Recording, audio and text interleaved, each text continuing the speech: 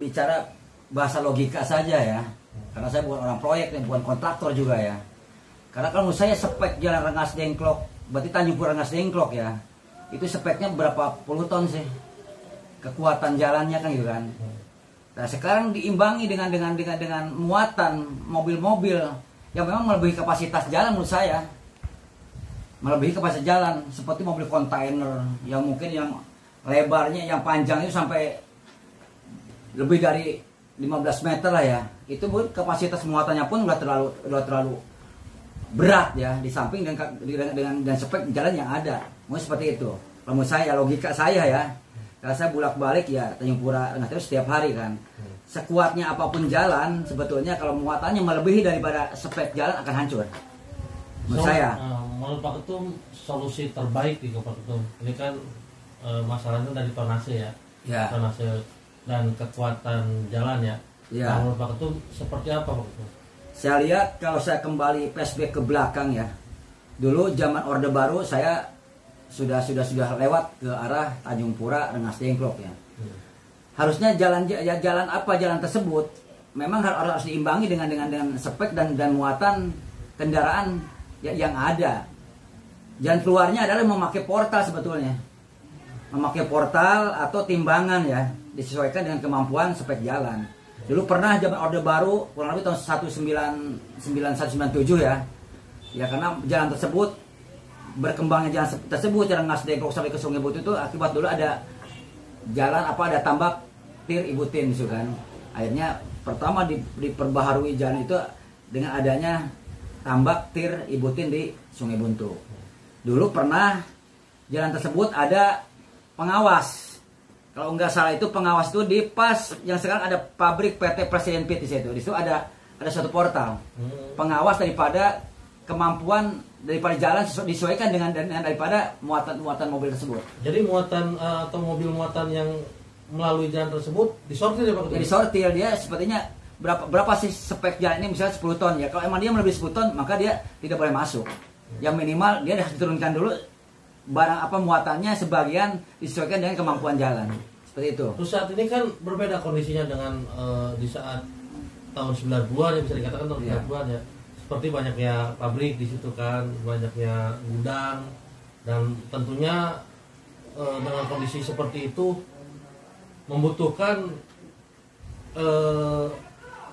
angkutan atau moda transportasi yang mengangkut barang-barang yang bisa dikatakan tonasenya lebih tinggi dari kondisi yang normal atau yang sebelumnya tahun 90-an. Nah, menurut di kondisi sosial seperti ini, menurut Pak Ketum seperti nah, kalau kita memang kalau melihat jalan ya, jalan itu supaya memang lambat untuk rusaknya ya, menurut saya kan. Karena terus aja yang namanya Tanjung Pura Rengas Dengklok di sini udah banyak beberapa gudang yang memang gudang tersebut muatannya pun mobil kontainer ya yang sangat berat sekali ya. Ya artinya kalau emang mau dimasuki ke dalam spek yang kuat ya harus tambah lagi lah cor-corannya kan gitu kan, diperlebar lagi karena jalan di situ bukan seperti untuk masuk kontainer. Itu hanya berapa meter jalan sih, kurang lebih ada 7 meter ya. Dengan kapasitas kendaraan yang masuk itu udah ribuan per satu hari, per satu malam itu.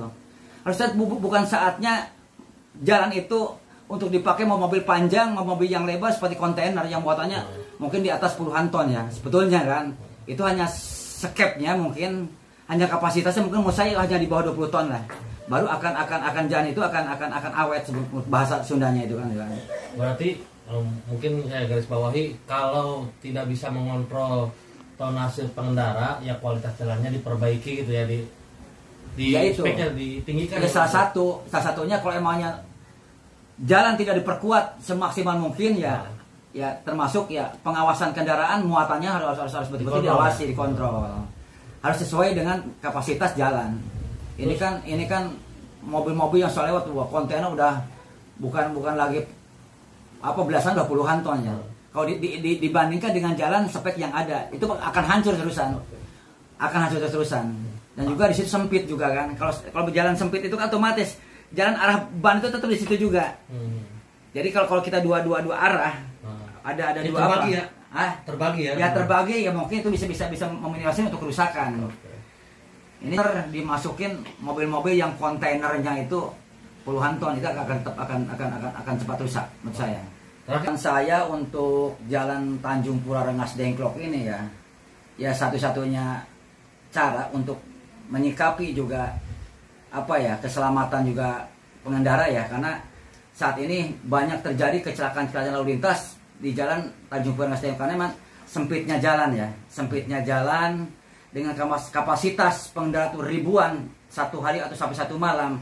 Itu memang ada pelebaran jalan lah. Ada pelebaran jalan mungkin ya supaya jalan bisa menjadi dua arah. Terbagi bebannya ya. Iya, bebannya akan artinya gini, kalau beban tidak bisa dikurangi kan, tapi pemakaian jalannya kan ada Terbagi ya. Ada terbagi masalahnya gitu kan. Itu menurut saya kan, karena kalau tetap jalan itu tidak ada pelebaran tetap kecelakaan pun akan terus berlanjut ya. Akan banyak korban-korban lalu lintas seperti itu aja. Dan termasuk ya pengawasan daripada mobil-mobil yang muatannya jauh lebih berat daripada kapasitas spek jalan. Itu mungkin. Terakhir Pak Tung, pesan baik daerah kabupaten maupun provinsi kan belum pada turun antisipasi Pak Ketum agar meminimalisir kecelakaan itu kan. Pesan yang Ketum sampaikan untuk pemerintah dan pengguna jalan seperti apa? Ya terutama lah saya pesan untuk masyarakat ya, karena memang sekarang jalan udah mulai banyak bolong-bolong nih. Padahal jalan tersebut kan beberapa bulan dibangun ya, di hot mix ya. Tapi karena dengan ada curah hujan yang tinggi, muatan yang betul berat tadi ya akhirnya rusak lagi, banyak bolong-bolongan. Saya pesan ke masyarakat ya berhati-hati saja lah, jangan menjadi korban daripada lubang-lubang yang memang saat ini terjadi di Jalan Rengas Dengklok Tanjung Pura. Ya untuk pemerintah ya segera untuk membangun